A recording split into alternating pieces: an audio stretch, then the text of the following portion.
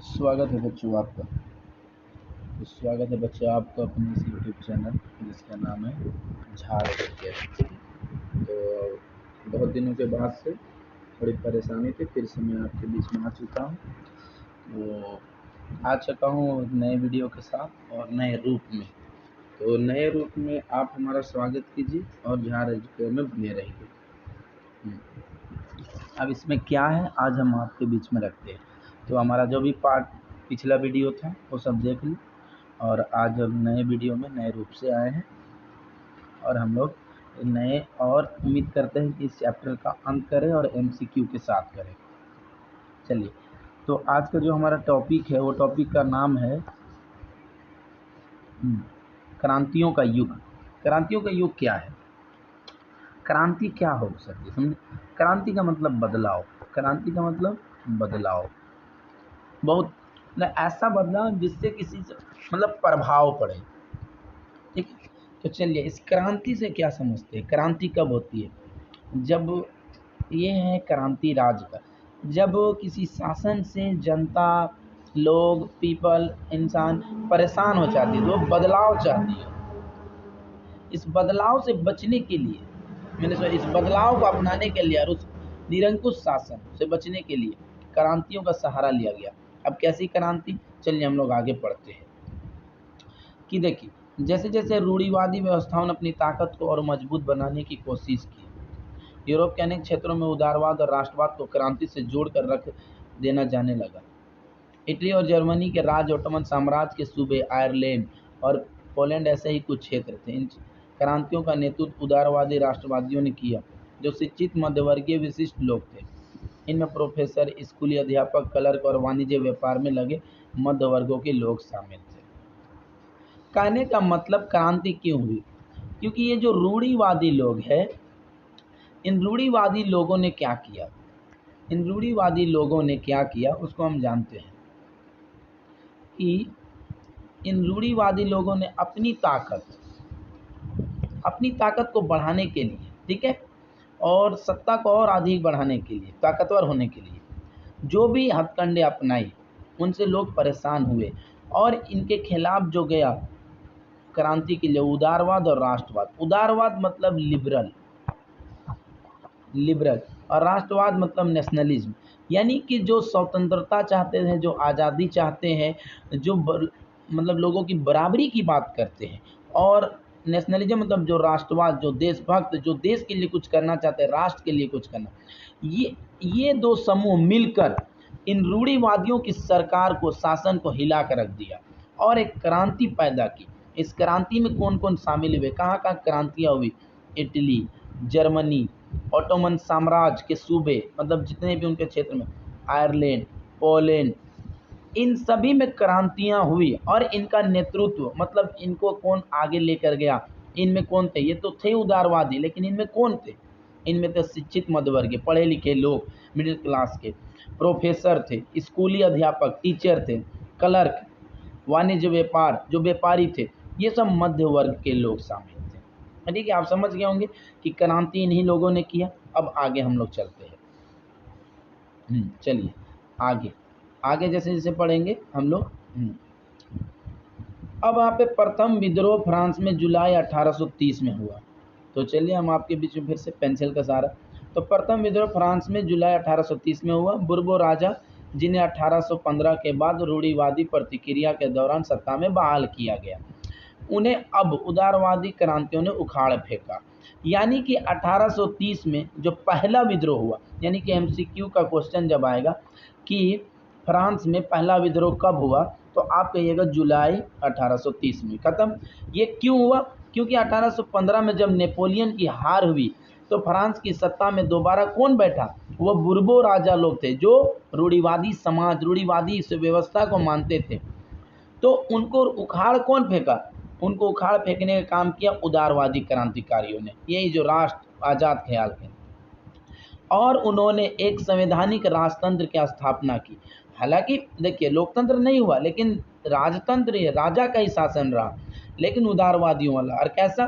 संवैधानिक राजतंत्र, यानी अगर राजा भी चलेगा तो कॉन्स्टिट्यूशन के सहायता से। कैसे? कॉन्स्टिट्यूशन के सहायता से। कॉन्स्टिट्यूशन के थ्रू ही चलेगी और इसके जो प्रथम अध्यक्ष थे उसका नाम था लुई फिलिप।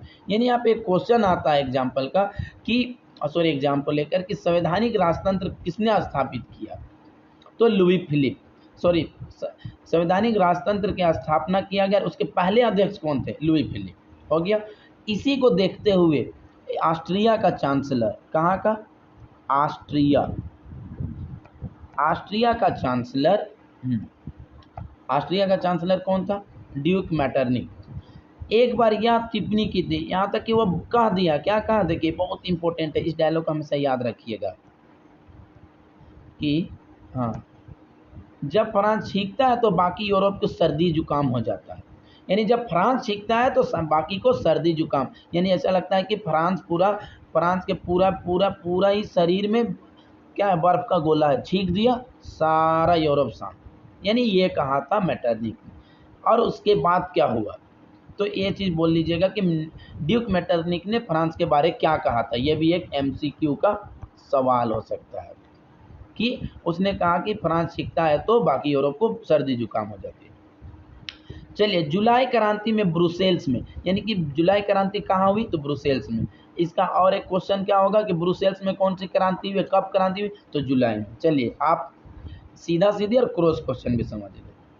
तो विद्रोह भड़क गया, लोग भड़क गए, जिसके फलस्वरूप उसके रिजल्टेंट, उसके परिणाम क्या हुआ, यूनाइटेड किंगडम यानी कि यूके ऑफ द नीदरलैंड अलग हो गया। किसे, ऑफ द नीदरलैंड से अलग हो गया। यूनाइटेड किंगडम किससे, तो ब्रुसेल्स क्रांति में यूनाइटेड किंगडम किससे अलग हुआ, नीदरलैंड से। चलिए, ये भी सवाल था, ये भी खत्म होता है। हाँ, चलिए अब आगे हम लोग पढ़ते हैं, आगे बढ़ते हैं। एक घटना जिसने पूरे यूरोप के शिक्षित अभिजात वर्ग में राष्ट्रीय भावनाओं का संचार किया, वह थी यूनान का स्वतंत्रता संग्राम। 15वीं सदी से यूनान ओटोमन साम्राज्य का हिस्सा था। यूरोप में क्रांतिकारी राष्ट्रवाद की प्रगति से यूनानियों का आज़ादी के लिए संघर्ष 1821 में आरंभ हो गया। यानी कि एक ऐसी घटना जिससे पूरे यूरोप में बदलाव आया, और उस घटना का नाम था यूनान की क्रांति। यूनान की क्रांति यानी यूनान का स्वतंत्रता संघर्ष, यानी स्वतंत्रता संग्राम के लिए लड़ना। किसके लिए, स्वतंत्रता, आज़ादी के लिए लड़ना। अब ये आज़ादी के लिए कैसे लड़े, तो इसके बारे हम लोग भी जानेंगे कैसे लड़े। हाँ, देखिए अब हम आगे बढ़ते हैं कि एक और क्वेश्चन यहाँ पे पैदा होता है। देखिए, यूनानियों का आज़ादी के लिए संघर्ष, तो यूनानियों का आज़ादी के लिए संघर्ष कब हुआ, हाँ, यूनानियों का आज़ादी के लिए संघर्ष 1821 में आरंभ हो गया। यूनान में राष्ट्रवादियों का निर्वासन में रह रहे यूनानियों के साथ पश्चिमी यूरोप के अनेक लोगों का भी समर्थन मिला, जो प्राचीन यूनानी संस्कृति हेलेनिज्म, यानी कि यूनान ने स्वतंत्रता की लड़ाई कब प्रारंभ की, कब, तो 1821। ये भी सवाल है कि यूनानी स्वतंत्रता संग्राम कब शुरू हुई, 1821। ये खत्म होता है।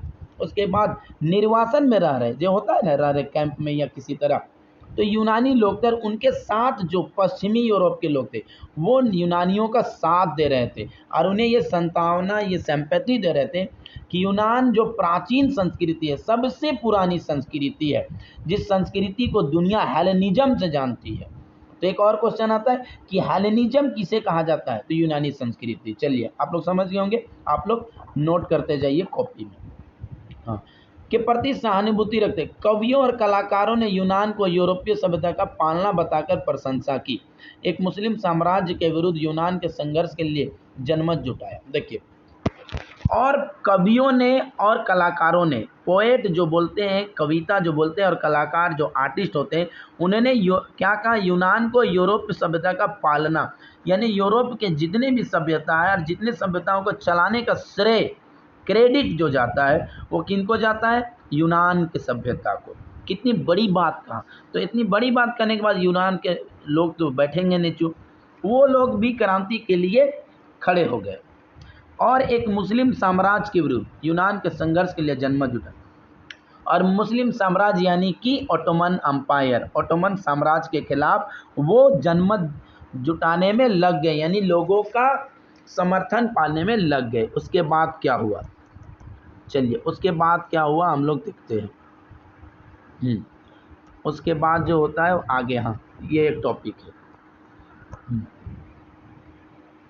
कवियों और कलाकारों ने यूनान को यूरोपीय सभ्यता का पालना बताकर तारीफ किया, प्रशंसा, एक मुस्लिम साम्राज्य के खिलाफ लड़ने के लिए एकजुट किया।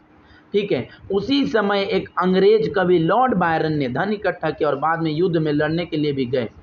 हाँ, उसी समय अंग्रेज का कवि था, उसका नाम था लॉर्ड बायरन, यहाँ पे साफ अंडर।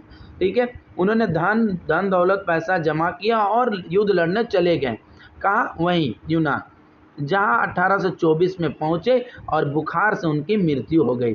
तो लॉर्ड बायरन यूनान कब गए? 1824 में। उनकी मृत्यु कैसे हुई? तो बुखार से हुई। चलिए ये क्वेश्चन अंतिम लास्ट में 1832 में कस्तुनतुनिया की संधि ने यूनान को एक स्वतंत्र राष्ट्र की मान्यता दी। फाइनली देखिए, संघर्ष का कुछ परिणाम होता है और संघर्ष इतना अधिक था, इतना मेहनत था, इतना कारगर था कि 1832 में कस्तुनतुनिया की संधि हुई। कस्तुनतुनिया में यूनान के लोग, ऑटोमन साम्राज्य के राजा सभी इकट्ठा हुए और एक संधि हुई, एक एग्रीमेंट हुआ और यूनान को एक स्वतंत्र आज़ाद मुल्क करार दिया। तो यहाँ भी एक क्वेश्चन है कि यूनान स्वतंत्रता कब प्राप्त किया, यूनान कब आज़ाद हुआ? 1824 में और 1832 में। यहाँ पे एक साफ है 1832 में। एक और क्वेश्चन जो आता है आपके बीच में एमसीक्यू में कि कस्तुनतुनिया की संधि कब हुई, तो यह भी 1832 में। चलिए क्रॉस क्वेश्चन, सिंपल क्वेश्चन। चलिए सभी क्वेश्चन को हम लोग सॉल्व करते हुए निकल जाते हैं। चलिए अब नीचे रूमानी कल्पना देखिए क्या है। हाँ, रूमानी कल्पना क्या है? रूमानी कल्पना और राष्ट्रीय भावना, हम इसे पढ़ते जाएंगे क्योंकि हमारे पास देखिए ये जो टर्म होगा ये एमसीक्यू टर्म होगा, तो हम यहाँ पे पूरी नोट्स बनाएंगे लेकिन एमसीक्यू के तरीके से। चलिए बिना किसी ज़्यादा बकवास नहीं करते, हम लोग अपने टॉपिक पे एकदम सीरियसली पढ़ते हैं। तो राष्ट्रवाद का विकास केवल युद्धों और क्षेत्रीय विस्तार से नहीं हुआ। अब देखिए, जो देशभक्ति होती है, देश के लिए योद्धा, देश के लिए बलिदानी होती है, वो सिर्फ युद्ध और क्षेत्रीय विस्तार और जगहों को फैलाने से नहीं हुआ। तो कैसे हुआ? आगे बढ़ते हैं। राष्ट्र के विचार के निर्माण में संस्कृति ने एक अहम भूमिका निभाई। किसी भी राष्ट्र, किसी भी देश का निर्माण या उसको बनाने में संस्कृति बहुत जरूरी चीज़ होती है कि हम अपनी संस्कृति को ना छोड़ें। हम झारखंड के लोग हैं, झारखंड में क्या होती है आप सब जानते हैं, तो उस संस्कृति को नहीं ना छोड़ेंगे। उसी संस्कृति को बचाने के लिए हमने क्या किया? अलग राज्य का मांग हुआ और अलग राज्य फाइनली 2000 में पूरा हुआ। इसी तरह से एक राष्ट्र को बनाने में भी संस्कृति की अहम भूमिका है। तो जैसे कला, काव्य, कला, आर्ट, दिखाना, काव्य, गाना, संगीत, कहानियाँ, किस्से, संगीत ने राष्ट्रवादी भावनाओं को गढ़ने और व्यक्त करने में सहयोग दिया। तो लोग क्या किए? कला दिखाए, काव्य, कहानियाँ, किस्से, संगीत। हम लोग को भी बताते हैं ना कि हमारे गांव में ऐसा था, हमारे राष्ट्र में ऐसा था, हमारे देश में ऐसे हुए। भगत सिंह ने, सुखदेव ने, ठीक है, अशफाक उल्लाह खान, इतनी कुर्बानियाँ दी। इसी तरह के किस्से उनको भी, उनके शहीद या उनके क्रांतिकारियों का किस्सा बताया गया। आइए हम रूमानीवाद को देखें। अब हम लोग रूमानीवाद को देखें। एक ऐसा सांस्कृतिक आंदोलन था। रूमानीवाद क्या था? एक सांस्कृतिक आंदोलन था जो एक खास तरह की राष्ट्रीय भावना का विकास करना चाहता था। रूमानीवाद क्या था? तो एक खास तरह का राष्ट्रीय भावना, एक स्पेशल टाइप का देशभक्ति को डेवलप करना था, उसका विकास नहीं। आमतौर पर रूमानी कलाकार और कवियों ने तर्क वितर्क, उनका जो भी सेंस ऑफ ह्यूमर, जो भी सोच था। देखिए अब यहाँ पे भी एक कह सकते हैं, देखिए हाँ, Eugene Delacroix the massacre at Chios 1824, फ्रांसीसी चित्रकार देलाक्रोस। तो देखिए एक क्वेश्चन आ सकता है, देलाक्रोआ कौन था? तो फ्रांसीसी चित्रकार, तो फ्रेंच रोमानी चित्रकार में से एक था। हाँ, इसको आप पढ़ लीजिएगा।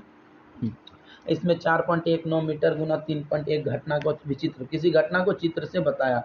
कियोस द्वीप पर कहा जाता है तुर्कों ने 20,000 यूनानियों को मार डाला था। देलाक्रोआ ने घटना नाटकीय बनाई। इसको क्या किया? उस घटना को नाटक बना दिया। महिलाओं, बच्चों की पीड़ा को केंद्र बिंदु बना, किसको? महिलाओं और बच्चों को पीड़ा को केंद्र बिंदु, मेन हेडलाइन बताया और चटक रंगों का प्रयोग किया। ऐसा रंग जिसको आंख में एकदम तुरंत दिखे और भावनाएं करके यूनानियों के लिए सहानुभूति जुटाने का कोशिश की और समर्थन, मदद, ऐसी चित्रकारी थी। ये था आपका कला। चलिए अब हम लोग आगे बढ़ते हैं। हाँ, धीरे धीरे और विज्ञान के महिमा मंडल की आलोचना की, उसकी जगह भावनाओं, अंतर्दृष्टि, रहस्यवादी भावनाओं पर जोर दिया। यानी ये स्टोरी उनका प्रयास था कि एक साझा सामूहिक विरासत की अनुभूति और एक साझा सांस्कृतिक अतीत को राष्ट्र का आधार बनाया जाए। उनका क्या था, देखिए विज्ञान महिमा मंडल जो साइंस का था चारों तरफ, पहले उसको आलोचना किया, ये नहीं होना चाहिए, और जगह भावनाओं, अंतर्दृष्टि, रहस्यवादी भावनाओं पर और भावनाओं फीलिंग्स को जोर दिया। उनका प्रयास था कि एक साझा सामूहिक विरासत, उनका क्या था, साझा सामूहिक विरासत, साझा मतलब कि साझा क्या हुआ, बांटने वाले, ठीक है, लेन देन, ठीक है, इससे उससे, ठीक है, कि हम कुछ देते हैं आप कुछ दीजिए, ठीक है, अनुभूति और एक साझा संस्कृति, संस्कृति क्या हो, साझा संस्कृति, कि एक दूसरे को संस्कृति को लेन देन करके चलाया जाए। तो जर्मन दार्शनिक योहान गॉटफ्रीड, एक और क्वेश्चन, योहान गॉटफ्रीड कौन था, तो जर्मन दार्शनिक था।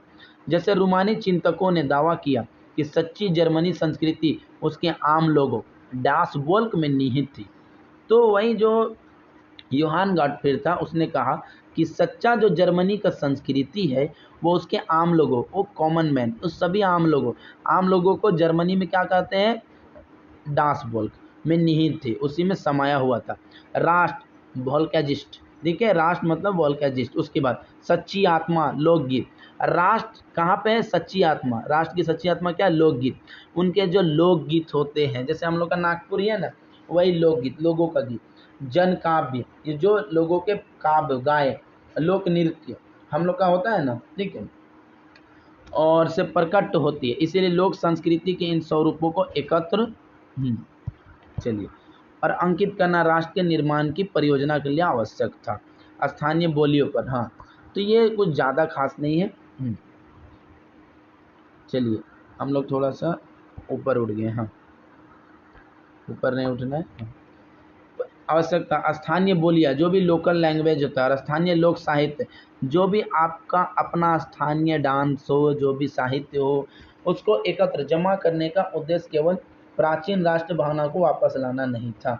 ये सब करके सिर्फ पुरानी बातों को ही वापस लाना नहीं था, बल्कि आधुनिक राष्ट्र संदेश को ज़्यादा लोगों तक पहुंचाना था।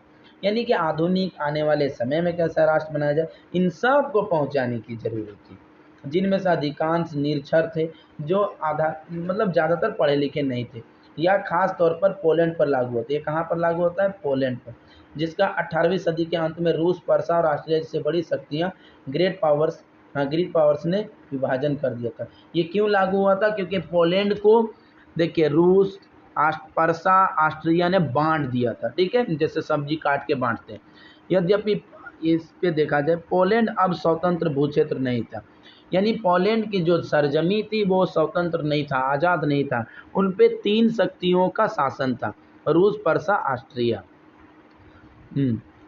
देखिए किंतु संगीत और भाषा के जरिए राष्ट्रीय भावना जीवित रखी गई, लेकिन फिर भी भले 3 शासन थे, लेकिन संगीत, म्यूजिक और भाषा, लैंग्वेज के जरिए राष्ट्रीय भावना, उनकी जो राष्ट्रीय भावना थी, देश की भावना थी, उनको जिंदा रखा था। मसलन जैसे कैरोल कुर्पिस्की एक आदमी था, ने राष्ट्रीय संघर्ष का अपने ओपेरा और संगीत से गुणगान किया। तो कैरोल कुर्पिस्की का क्या, ओपेरा वाला होता है ना, बहुत लंबा आलाप खींचा जाता है, गुणगान किया, इससे वो गुणगान किया। पोलेनेस और माजूरका ने जैसे लोक नृत्यों को राष्ट्रीय प्रतीकों में बदल दिया, और पोलनेस और माजोरुका ने जैसे लोक नृत्य, हर राज्य का अपना एक नृत्य होता है ना जी, तो उसी डांस के चलते, जैसे छऊ है ना, बहुत सारे लोक नृत्य होते हैं, तो राष्ट्र प्रतीकों में बदल दिया, उसको राष्ट्र का पहचान बना दिया, ठीक है। तो झारखंड का लोक नृत्य क्या है, तो उसको आप कमेंट बॉक्स में टाइप करें। चलिए अब हम लोग और आगे बढ़ते हैं। तो भाषा ने भी राष्ट्रीय भावनाओं के विकास में महत्वपूर्ण भूमिका निभाई, भाषा ने भी राष्ट्र बनाने में बहुत भूमिका निभाई। देखिए भाषा भी तो राष्ट्र की पहचान होती है। इसी को देखिए, रूसी कब्जे के बाद पोलिश भाषा को स्कूलों से बलपूर्वक हटाकर रूसी भाषा को हर जगह जबरन लादा गया। जब पोलैंड में रूस का कब्जा हुआ तो पोलैंड की लैंग्वेज है, तो पोलिश कहाँ की लैंग्वेज है, पोलैंड की। ये भी आप याद रखिएगा MCQ के लिए। हाँ, तो उसको हटाकर रूस का भाषा है, रूसी भाषा को जबरन लादा गया। चलिए 1831 का जमाना आया, रूस के विरुद्ध एक सशस्त्र विद्रोह हुआ। क्या हुआ, एक सशस्त्र विद्रोह, यानी कि बहुत अधिक सशस्त्र विद्रोह हुआ, क्रांति हुई, झगड़े हुए। हाँ, तो शस्त्र के साथ, बल के साथ, कल के साथ, हर एक तरह, जिसे आखिरकार कुचल दिया गया। लेकिन ये कामयाब नहीं हुआ, कुचल दिया गया। इसके अनेक सदस्य ने राष्ट्रवादी विरोध के लिए भाषा को एक हथियार बनाया। लेकिन इसके जितने भी सदस्य थे वो भाषा को एक हथियार बनाए, ये वेपन्स बना। चर्च के आयोजनों और संपूर्ण धार्मिक शिक्षा में पुलिस का इस्तेमाल हुआ। जितने भी चर्च के आयोजन थे, चर्च का जलसा हुआ, उनका संपूर्ण धार्मिक शिक्षा में पुलिस का इस्तेमाल हुआ। किसका हुआ? पुलिस लैंग्वेज का। इसका नतीजा यह हुआ कि बड़ी संख्या में पादरियों, इसका क्या रीजन, और बिशपों को जेल में डाल दिया। जब पादरी और बिशप ने ये सब आयोजन किए, ऑर्गेनाइज किए, तो इनको क्या किया? जेल में डाल दिया गया। रूसी अधिकारियों ने उन्हें सजा देते हुए साइबेरिया जेल भेज दिया। कहाँ भेज दिया? रूसी अधिकारियों जो ऑफिसर थे उन्होंने साइबेरिया भेज दिया, क्योंकि उन्हें रूसी भाषा का प्रचार करने से इनकार कर दिया था। अब ये जो पादरी और बिशप थे वो रूसी भाषा को प्रचार करने से मना कर दिए, इसलिए इन्हें साइबेरिया भेज दिया गया। पोलिश भाषा रूसी प्रभुत्व के विरुद्ध संघर्ष के प्रतीक के रूप में देखी जाने लगी। ये भी एक पहचान बन गया पोलिश भाषा कि रूसी भाषा के खिलाफ लड़ा जाए। तो ये सब रोमानी कल्चर का हिस्सा हुआ। चलिए हम लोग और आगे पढ़ते हैं। चलिए अब नया टॉपिक आता है। नया टॉपिक में क्या है हम देखते चले। नया टॉपिक, भूख, कठिनाई और जन विद्रोह। भूख, कठिनाई और जन विद्रोह, भूख, परेशानियां और लोगों का विद्रोह। 1830 का दशक यूरोप में भारी कठिनाइयां लेकर आया। 1830 का दशक यूरोप में बहुत सारी कठिनाइयां, परेशानी लेकर आया। 19वीं सदी के प्रथम भाग में पूरे यूरोप में जनसंख्या में जबरदस्त वृद्धि हुई। क्या हुआ? 19वीं सदी के प्रथम भाग में, यानी 1810-20 जो भी, यूरोप में जनसंख्या विस्फोट हो गया। बहुत ज़्यादातर देशों में नौकरी ढूंढने वालों की तादाद उपलब्ध रोजगार से अधिक थी। अब इतनी ज़्यादा जनसंख्या थी कि वैकेंसी कम और लोग ज़्यादा। अभी हो रहा है ना, अभी हम लोग भी देख रहे हैं ना कि एक चपरासी का भर्ती में भी ग्रेजुएशन फॉर्म भर रहा है। तो बाबू लोग समझ जाओ, पढ़ोगे लिखोगे बढ़िया से, तब जरूरी नहीं है कि आप सिलेबस पूरा कर लो तभी। पढ़िए ऐसा कि वो हमेशा याद रहे आपको। पढ़िए ऐसा नहीं कि सिर्फ पास होना है, अरे पढ़िए ऐसा कि ये पढ़ाई आपको हमेशा काम आए। ऐसा नहीं है कि नहीं काम आएगा। देखिए, ग्रामीण क्षेत्र की अतिरिक्त आबादी शहर जाकर भीड़ से भरी गरीब बस्तियों में रहने लगी। तो जो भी गाँव के लोग थे वो क्या हुआ? शहर जाकर भीड़ से भरी गरीब बस्तियों, भीड़ से झुग्गी झोपड़ियों में बसने लगे। नगरों के लघु उत्पादकों को अक्सर इंग्लैंड से आयोजित मशीन से बने सस्ते कपड़े से कड़ी प्रतिस्पर्धा का सामना करना पड़ रहा था। तो देखिए, लघु उत्पादक, छोटे उत्पादक, अक्सर उन जो छोटे उत्पादक कपड़े बनाते थे, छोटे छोटे कारखाने, वो इंग्लैंड से आयातित, इंग्लैंड से जो मशीन के द्वारा सस्ते कपड़े आते हैं उनसे बहुत बड़ा कंपटीशन था, प्रतिस्पर्धा। तो इंग्लैंड में औद्योगिकरण का स्तर महाद्वीप से ऊंचा था। इंग्लैंड में औद्योगिकरण मतलब समझ, इंडस्ट्रियलाइजेशन का जो फैक्ट्रियों का जो पुनर्गठन हुआ, ये जो क्रांति आई, वो बहुत ऊंचा था। महाद्वीप को यह प्रतिस्पर्धा कपड़ा उद्योग में ज़्यादा झेलनी पड़ रही थी, लेकिन कपड़ा मिलों को कंपटीशन बहुत था, क्योंकि उसका उत्पादन मुख्यतः घरों और छोटे कारखानों में होता था, केवल आंशिक रूप से मशीनीकृत था। यूरोप के उन इलाकों में जहाँ कुलीन वर्ग अभी भी सत्ता में था, कृषक सामंती शुल्क और जिम्मेदारियों के बोझ तले दबे थे। और यूरोप के बहुत सारे ऐसे इलाके थे, बहुत सारा इंग्लैंड का भी था इलाका, ठीक है, जहाँ कुलीन वर्ग, जो अमीर तबका के लोग, उनका सत्ता था। वो कृषक सामंती शुल्क, यानी कि कृषि पर ऐसा शुल्क थोप दिया जाता था ताकि कृषि करके भी कोई फायदा नहीं हो। चलिए अब यहाँ पे हम लोग लास्ट इसका थोड़ा सा, खाने पीने की चीज़ों के मूल्य बढ़ने या किसी वर्ष फसल के खराब होने के शहर और गांव में व्यापक गरीबी फैल जाती है। खाने पीने का दाम बढ़ा, एक तो उत्पादन क्षमता कम है, तो शहर और गांव में व्यापक गरीबी फैल गई। तो शहर में भी और गांव में भी गरीबी का बाढ़ आ गया। चलिए आगे बढ़ते हैं, पढ़ते पढ़ते पढ़ते पढ़ते पढ़ते रहिए। 1848 ऐसा ही एक वर्ष था। खाने पीने की कमी और व्यापक बेरोजगारी से पेरिस के लोग सड़कों पर उतर आए। 1848 का ऐसा एक शहर था, खाने पीने की कमी हुई, व्यापक बेरोजगारी, लोगों को सही से रोजगार नहीं मिला, अधिकतर लोग बेरोजगार हो गए। तो पेरिस में क्या के लोग सड़क पर आ गए, जगह जगह अवरोध लगाए गए, मतलब होता है ना आपका बैनर तले, हाँ। और लुई फिलिप को भगाने पर मजबूर किया गया, लुई फिलिप को भगाने पर मजबूर किया गया, और लुई फिलिप को भागने के लिए मजबूर किया गया। लुई फिलिप कौन है? वही संवैधानिक राजतंत्र का प्रथम अध्यक्ष, उसको भागने के लिए मजबूर किया गया। राष्ट्रीय सभा नेशनल असेंबली ने गणतंत्र की घोषणा करते हुए, राष्ट्रीय सभा जो नेशनल असेंबली है वो गणतंत्र का घोषणा करता है, एक रिपब्लिक बनाता है, और 21 वर्ष से ऊपर सभी वयस्क पुरुषों को मताधिकार प्रदान किया। अब जो नेशनल असेंबली थी रूस में, वो क्या किया, 21 वर्ष से अधिक उम्र के सभी वयस्क पुरुषों को, माने लोगों को, मर्दों को मताधिकार, राइट टू वोट प्रदान किया गया। अभी भी औरतों को नहीं मिला था। और काम के अधिकार की गारंटी दी, और काम का फुल गारंटी दिया। रोजगार उपलब्ध कराने के लिए राष्ट्रीय कारखाने स्थापित किए गए, और रोजगार को उपलब्ध कराने के लिए राष्ट्रीय कारखाने यानी देश का कारखाना उपलब्ध कराया गया। किसका? तो देश का कारखाना उपलब्ध कराया गया। तो चलिए और आगे पढ़ते हैं।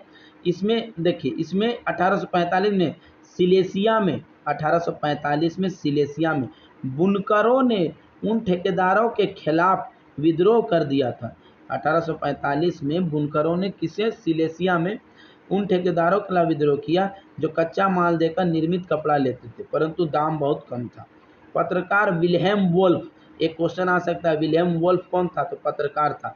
तो सिलेसिया के एक गांव की घटना इस प्रकार बयां की। तो उस गांव का घटना को ऐसे अपने आर्टिकल में छापा। कैसे छापा? तो आप इसे आप देख सकते हैं, देखिए। अरे बाबा सॉरी। चलिए आगे बढ़ते हैं। इन गांव में 18,000 आबादी वाले सूती कपड़ा बुनने का व्यवसाय सबसे व्यापक था। श्रमिकों की हालत खस्ता है। काम के लिए बेताब लोगों का फायदा उठाकर ठेकेदार ने बनवाए जाने वाले माल की कीमत गिरा दी। देखिए, जब लोगों की मजबूरी होती, 18,000 वाला आबादी वाला गांव था, काम की कमी थी, लोगों को लालच दिया गया, हालत खराब था, ठेकेदार ने कपड़ा बनवाया और बोला कि माल का कीमत गिर गया। 4 जून को दोपहर 2 बजे बुनकरों की एक भीड़ अपने घरों से निकली। कहाँ से? अपने घरों से। कतारों में चलते हुए ठेकेदारों की कोठी पहुंची। ज़्यादा मजदूरी की मांग कर रहे थे। मजदूरी की मांग ज़्यादा, मेहनत ज़्यादा होगा तो मजदूरी वास्तव में चाहिए। उनके साथ कभी घृणा का व्यवहार किया गया। कैसा? घृणा, नफरत। देखिए, हाँ, तभी धमकियां दी गई। इसके बाद यह भीड़ घर में जबरदस्ती घुस गई। कहाँ? जबरदस्ती घुस गई, और चमचमाती खिड़कियां, फर्नीचर, चीनी मिट्टी की बनी नफीस चीजें तोड़ दी। एक अन्य गुट ने भंडार गिरी, भंडार मतलब स्टोरेज, ठीक है, घुसकर कपड़े के भंडार को लूट लिया गया और उसे तार तार कर दिया गया। ठेकेदार अपने परिवार के साथ पड़ोस के गांव भाग गया। हालांकि ऐसे व्यक्ति को उस गांव में शरण देने से इनकार। देखिए, जब कोई भी ठेकेदार, अब तो होता है ना जी, अब ठेकेदार लोग आजकल हम लोग भी देखते हैं, नहीं देखते हैं ना, रांची काम करने ले जाता है, बोलता है देंगे देंगे, तो 15 दिन का काम कराता है और 10 दिन का देता है, रख लेता है। तो बहुत सारा ठेकेदार को ऐसे धमकी मिलता है कि बेवजह लड़ाई हो जाता है। इसी तरह यहाँ भी सेम है कि काम कराया गया, उसको पेमेंट नहीं मिला होगा, तो बुनकर तो क्या थे, परेशान हो गए और उसके बाद घरों से निकलने लगे। और ठेकेदारों के और जो भी रसूख थे, रसूख मतलब अमीर लोग, उनके घरों में घुस गए, भंडार गिरोह में घुस गए, फर्नीचर, चीनी मिल सबको तोड़ ताड़ किए। तो वो लोग डर से भागे, लेकिन बगल वाले गांव में भी उनको सहारा नहीं मिला, क्योंकि जानते थे आज सहारा देंगे हम लोग का भी कल यही हाल होगा। चलिए आगे बढ़ते हैं। दिन व 24 घंटे बाद सेना को बुलाकर उसकी मदद से लौटा। इसके बाद जो टकराव हुआ उनमें 11 बुनकरों को गोली मार। उसके बाद सेना बुलाई गई राजा का। उसके बाद जब टकराव हुआ उसे मालूम है 24 घंटे के अंदर ही और 11 बुनकरों की मौत हो गई। चलिए, उदारवादी क्रांति। क्या? उदारवादी क्रांति, इसे भी पढ़ते हैं हम लोग। 1848 में, कब? 1848 में, जब अनेक यूरोपीय देशों में गरीबी, कैसा? गरीबी, बेरोजगारी, क्या था? अनएम्प्लॉयमेंट, भूखमरी, बहुत ज़्यादा भूखमरी थी। ग्रस्त किसान मजदूर विद्रोह कर रहे थे, तब उसके समांतर पढ़े लिखे, उसी के समांतर पढ़े लिखे मध्य वर्ग, पढ़े लिखे जो मिडिल क्लास थे, एक क्रांति भी हो रही थी। यानी भूखे गरीब नंगे भूखे मजदूर सबकी हो रही थी, और एक तरफ पढ़े लिखे लोगों की भी क्रांति हो रही थी। फरवरी 1848 की घटनाओं से राजा को गद्दी छोड़नी पड़ी। तो फरवरी 1848 की घटना हुई जिससे राजा को गद्दी छोड़नी पड़ी। ठीक है, एक गणतंत्र की घोषणा की गई, एक गणतंत्र की घोषणा की, सभी पुरुषों के सार्वभौमिक मताधिकार पर आधारित था। सभी पुरुषों को, जितने भी पुरुष थे देश में, उनको सार्वभौमिक मताधिकार दिया। यूरोप के अन्य भागों में जहां अभी तक स्वतंत्र राष्ट्र राज्य अस्तित्व नहीं आए थे, हाँ चलिए देखिए, अनेक ऐसे यूरोप देश की बात हो रहे, और अनेक देश जहाँ पे राष्ट्र नहीं बने थे, जहाँ अभी तक राष्ट्र नहीं बना था। देखिए जैसे Germany, Italy, Poland, Austria, Hungary साम्राज्य, वहाँ के उदारवादी मध्य वर्ग, स्त्री पुरुष ने संविधानवाद की मांग की। तो ऐसे बहुत सारे जगह थे, Germany, Italy, Poland, Austria, Hungarian, यहाँ पे क्या हुआ था कि यहाँ ये राष्ट्र नहीं बने थे। वहाँ पे जो उदारवादी थे, जो स्वतंत्र सोच आजाद ख्याल के लोग थे, और स्त्री पुरुष सभी वो संविधानवाद की बात कर रहे थे। क्या? कॉन्स्टिट्यूशन की बात कर रहे थे, कि मांग भी की, राष्ट्रीय एकीकरण की मांग की, और राष्ट्र को एक करने की मांग की पूरा। उन्होंने बढ़ते जन असंतोष यानी लोगों का क्या असंतोष, मतलब क्या, उनसे जो भी नाराजगी थी लोगों का, उसका फायदा उठाया और एक राष्ट्र राज्य के निर्माण की मांगों को आगे बढ़ाया। देखिए बहुत सारे क्रांति थे, उनको देखा गया, उनका जो असंतोष था, जो नाराजगी थी, उनका फायदा उठाया गया पढ़े लिखे लोग, और वो क्या किए और उसको और आगे बढ़ाए। यह राष्ट्र राज्य संविधान, प्रेस की स्वतंत्रता, उन्होंने कहा कि राष्ट्र राज्य संविधान, अगर राज्य बनेगा देश बनेगा उसका संविधान भी बनेगा। प्रेस की स्वतंत्रता, प्रेस समझते हैं ना, मीडिया, और संगठन बनाने की आज़ादी, और ग्रुप समूह बनाने की आज़ादी, जैसे संसदीय सिद्धांतों पर आधारित था। किस पे आधारित था? संसदीय से। चलिए यहाँ पे भी आपको, जहाँ पे हमें लगेगा कि ये एमसीक्यू, मैं आपको बोलते जाऊंगा। चलिए, जर्मन इलाकों में बड़ी संख्या में राजनीतिक संगठनों ने फ्रैंकफर्ट शहर में मिलकर एक सर्व जर्मन नेशनल असेंबली के पक्ष में मतदान फैसला लिया। चलिए देखिए, जर्मन इलाकों में बड़ी संख्या में जितने भी पॉलिटिकल ग्रुप थे जो राज्य करना चाहते थे, फ्रैंकफर्ट शहर में, कहा? फ्रैंकफर्ट शहर में मिलकर सर्व जर्मन, पूरे जर्मन के लिए नेशनल असेंबली बनाने के पक्ष में वोट किया। और 18 मई 1848 को, कौन? 18 मई 1848, 831 निर्वाचित प्रतिनिधियों ने एक सजे धजे जुलूस में जाकर फ्रैंकफर्ट संसद में अपना स्थान ग्रहण किया। चलिए, तो 18 मई 1848 को 831 निर्वाचित प्रतिनिधियों, अब ये चीज जानते हैं आप, फ्रैंकफर्ट संसद में अपना स्थान ग्रहण किया। यह संसद सेंट पॉल चर्च में आयोजित किया गया था। कहाँ पे बना था? सेंट पॉल चर्च में। तो आप कह सकते हैं कि फ्रैंकफर्ट संसद कहाँ बना था? तो सेंट पॉल चर्च में। ये भी कब बना? 18 मई 1848 में। कितने लोग थे? 1831 में। आप लोग याद रखें, मैं दोहरा रहा हूँ, मतलब ये एमसीक्यू। उन्होंने एक जर्मन राष्ट्र के लिए एक संविधान का प्रारूप तैयार किया। किस लिए इकट्ठा हुए? तो एक जर्मन राष्ट्र के लिए। इस राष्ट्र की अध्यक्षता एक ऐसे राजा को सौंपी गई। किसको सौंपी गई? एक राजा को, जिसे संसद के अधीन रहना था। किसे? संसद के अधीन, यानी वो कुछ भी काम करेगा तो वो संसद के अधीन रहेगा। जब प्रतिनिधियों ने पर्सा के राजा, इसी प्रतिनिधियों ने, अगुवाई वाले फ्रेडरिक विल्हेम चतुर्थ को, किसको? फ्रेडरिक विलियम चतुर्थ को ताज पहनाने की पेशकश की। क्या किया? ताज। तो उसने उस अस्वीकार कर दिया, वो नहीं माना, बोला नहीं पहनेंगे। राजाओं का साथ दिया, और उन्होंने राजाओं का ही साथ दिया जो निर्वाचित सभा के विरोधी थे। जो लोग इस निर्वाचित, ये जो नेशनल असेंबली बना था सेंट पॉल चर्च में, उसके जो खिलाफ थे, उसी के खिलाफ थे, उन्हीं का साथ दिया राजा ने। जहाँ कुलीन वर्ग और सेना का विरोध बढ़ गया। कैसे? क्या हुआ? जिसके कारण कुलीन वर्ग और सेना का विरोध बढ़ गया। वही संसद का सामाजिक आधार कमजोर हो गया। और उसका संसद कमजोर हो गया। संसद में मध्य वर्गों का प्रभाव अधिक था। क्यों? क्योंकि वहाँ मिडिल क्लास का प्रभाव अधिक था।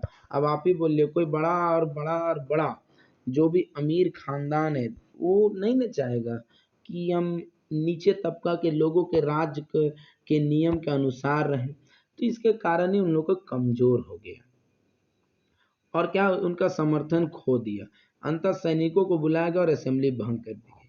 फिर सैनिक को बुला के और असेंबली को भंग कर दिया गया। चलिए, उदारवादी आंदोलन के अंदर महिलाओं को राजनीतिक अधिकार प्रदान करने का मुद्दा विवादास्पद था।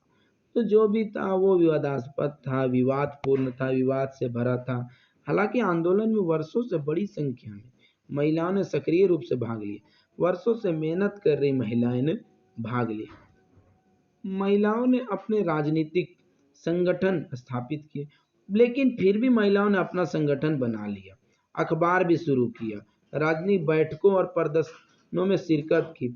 जो भी स्ट्राइक हुए, जो भी मूवमेंट आंदोलन हुए, सब में वो शिरकत की, शामिल हुए। इसके बावजूद उन्हें असेंबली के चुनाव के दौरान, लेकिन इसके बाद भी जब असेंबली का चुनाव हुआ तो उन्हें मत का अधिकार नहीं दिया गया, मत का अधिकार से वंचित रखा गया। हाँ, अब ये नारीवाद का मीनिंग देख लेते हैं। इतना मेहनत करने के बावजूद भी महिलाओं को राइट टू वोट से वंचित किया गया। नारीवाद, स्त्री पुरुष की सामाजिक, आर्थिक और राजनीतिक समानता की सोच आधार पर महिलाओं के अधिकार हितों का बोध। नारीवाद कहने का मतलब कि जो इस पुरुष को मिलता है वो स्त्री को भी मिलना चाहिए। इसी को हम लोग बोलते हैं नारीवाद। यानी नारियों का विकास किस तरह होगा?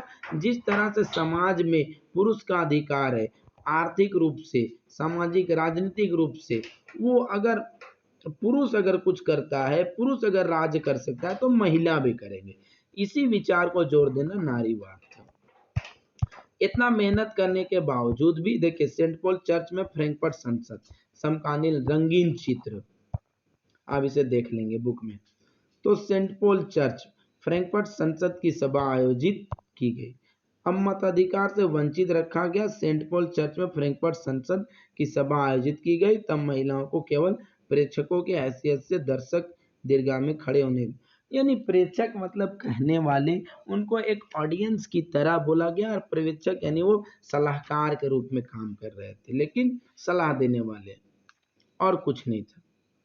चलिए, हालांकि रूढ़िवादी ताकत 1848 में उदारवादी आंदोलन को दबा पाने में कामयाब हुई, लेकिन रूढ़िवादी जो ताकत थी, जो जमाने के नहीं पुराने ख्यालों से चलने वाले लोग थे, वो 1848 में उदारवादी लिबरल जो आधुनिक लोग थे उनके आंदोलनों को दबाने में कामयाब हुई। पुरानी व्यवस्था बहाल नहीं कर पाए, लेकिन पुराना कंडीशन नहीं बहाल किया। राजाओं को यह समझ में आना शुरू हो गया और राजा लोग समझ गए थे कि उदारवादी राष्ट्रवादी क्रांतिकारियों को रियायतें देकर ही क्रांति दमन को चक्र को समाप्त किया जा सकता। इन लोग भी समझ गया था कि इन लोग के खिलाफ डायरेक्ट लड़ने से कुछ फायदा नहीं होगा। इन लोगों को कुछ रियायत दे देंगे, कुछ ढीला कर दे, उन लोग को ढीला दे दे, उन लोग को भी कुछ फैसिलिटी दे दे, तभी हम लोग का भी राज गाठ चलता रहे। अतः लास्ट में 1848 के बाद के वर्षों में मध्य और पूर्वी यूरोप की निरंकुश राजशाहियों ने परिवर्तनों को आरंभ किया। और पश्चिमी यूरोप में 1815 से पहले हो चुके थे। इस प्रकार हैब्सबर्ग अधिकार वाले क्षेत्रों और रूस में भूदासत्व और बंधुओं मजदूरी समाप्त कर दी गई। जो भी हैब्सबर्ग के शासन थे और रूस में जो भी भूदासत्व, जो जमीन के लिए जो दूसरों को खेती कराया जाता था, बंधुआ मजदूरी, इन सबको समाप्त कर दिया गया था, खत्म। हैब्सबर्ग शासकों ने हंगरी के लोगों को ज़्यादा स्वायत्ता प्रदान की, लेकिन जो हैब्सबर्ग के जो शासन थे वो हंगरी के लोगों को ज़्यादा बेनिफिट दिया, उनके साथ ज़्यादा। निरंकुश मैग्यारों के प्रभुत्व का रास्ता ही साफ हुआ, और इसी के कारण निरंकुश जो राजा थे मैग्यार वाले, इनका रास्ता भी साफ हुआ।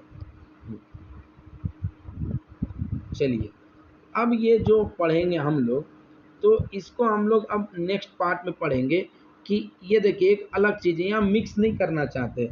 देखिए जर्मनी, हाँ देखिए जर्मनी और इटली का एकीकरण, हम इसको अलग से टॉपिक बना के आपके बीच में लाएंगे, विथ बुक और विथ नोट्स, वहीं से आपके बीच में लाएंगे, ठीक है।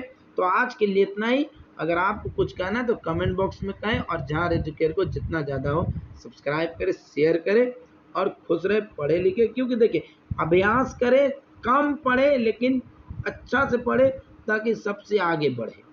ठीक है, क्योंकि सम्मानित सभी को किया जाता है, सभी को नहीं कहते, कुछ ही लोगों को। ठीक है, जो लोग कम मार्क्स लाते हैं उनको नहीं, लेकिन आप ऐसे पढ़े कि अगर अंक कम भी है तो कल के दिन किसी भी परीक्षा में किसी दूसरे के पीछे खड़ा ना हो।